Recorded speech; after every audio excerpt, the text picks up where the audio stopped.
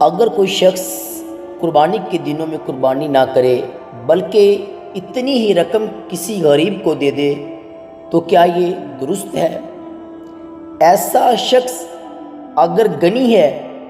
تو یقیناً صدقہ کرنے سے واجب ادا نہ ہوگا، قربانی ہی کرنی ہوگی، اور اگر فقیر ہے تو اگرچہ اس پر قربانی واجب نہیں لیکن اس کے لیے بھی قربانی کرنا ہی افضل ہے، کیونکہ رسول اللہ صلی اللہ تعالیٰ علیہ وآلہ وسلم نے ارشاد فرمایا، جو روپیہ عید کے دن قربانی میں خرچ کیا گیا اس سے زیادہ کوئی روپیہ پیارا نہیں۔ فتاوی عالمگیری میں ہے کہ ایام نہر میں قربانی کرنا اتنی رقم صدقہ کرنے سے افضل ہے، کیونکہ قربانی واجب ہے یا سنت جبکہ صدقہ کرنا محض نفل ہے، لہذا قربانی افضل ہوگی۔ قربانی کے جانور میں کتنے لوگ حصہ ڈال سکتے ہیں، کتنے لوگ شامل ہو سکتے ہیں؟ بکری و بکرا، دمبا، بھیڑ وغیرہ تو صرف ایک کی طرف سے ہی ادا ہو سکتی ہیں، چنانچہ اگر اس میں 2 آدمی شریک ہوئے تو کسی کی بھی نہ ہوگی۔ مثلا زید و عمر نے 500 روپے ملا کر ایک بکرا خریدا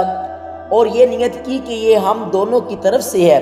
تو کسی کی بھی قربانی نہ ہوگی۔ یوں ہی گھر کا سرپرست ایک بکرا لا کر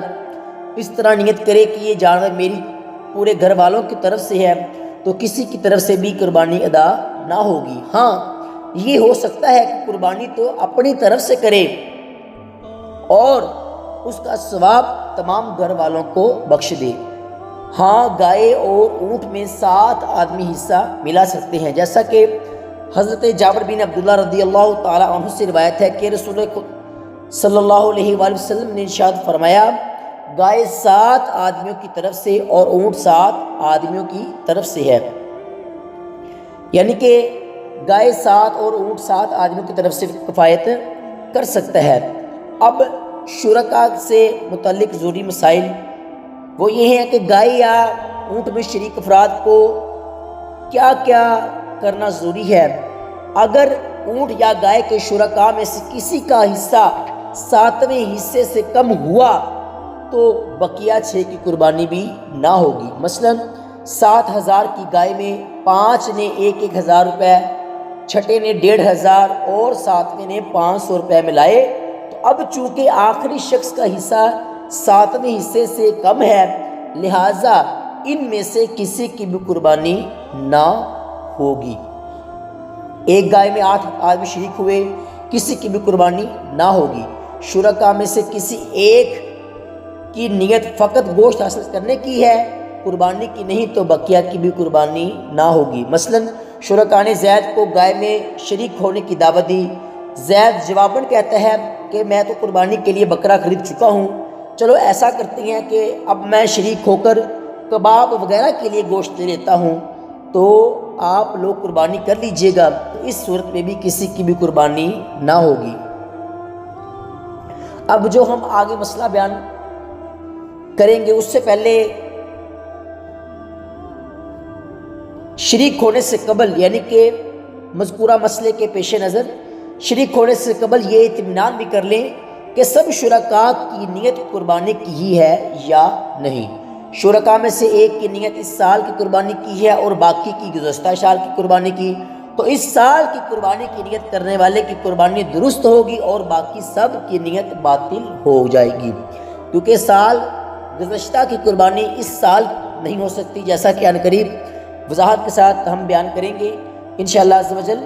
ان لوگوں کی یہ قربانی نفل ہوئی اور ان پر لازم ہے کہ گوشت کو صدقہ کر دیں، بلکہ ان کا ساتھی کہ جس کی قربانی صحیح ہوئی وہ بھی گوشت صدقہ کر دے۔ شرکاء میں سے کچھ قربانی اور کچھ عقیقہ کرنے کی نیت کریں، یہ بھی درست ہے۔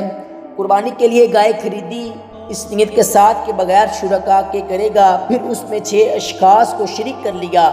سب کی قربانیاں ہو جائیں گی، مگر ایسا کرنا یہ مکروہ ہے۔ ہاں اگر خریدتے وقت ہی اس کا یہ ارادہ تھا کہ اس میں دوسروں کو شریک کروں گا تو اب یہ مکروہ نہیں، اور اگر خریدنے سے پہلے ہی شرکت کر لی جائے تو یہ سب سے بہتر ہے۔ غیر مالک نصاب یعنی شریف فقیر نے قربانی کے لیے گائے خریدی تو چونکہ خریدتے ہی اس پر اس گائے کی قربانی واجب ہو جائے گی، لہٰذا اب یہ دوسروں کو شریک نہیں کر سکتا۔ شرکت میں گائے کی قربانی ہوئی تو ضروری ہے کہ گوشت وزن کر کے تقسیم کیا جائے، اندازے سے تقسیم نہ کیا جائے، کیونکہ ہو سکتا ہے کہ کسی کو زائد اور کسی کو کم ملے اور یہ ناجائز ہے۔ یہاں یہ خیال نہ کیا جائے کہ کم و بیش ہوگا تو ہر ایک دوسرے کے لیے جائز کر دے گا، یعنی یوں کہے کہ اگر کسی کو زیادہ پہنچ گیا ہے تو معاف کیا، کہ یہاں اس طرح جائز نہ ہونا شریعت کی حق کی بنا پر ہے اور ان لوگوں کو اس کے معاف کرنے کا حق و اختیار حاصل بالکل بھی نہیں ہے۔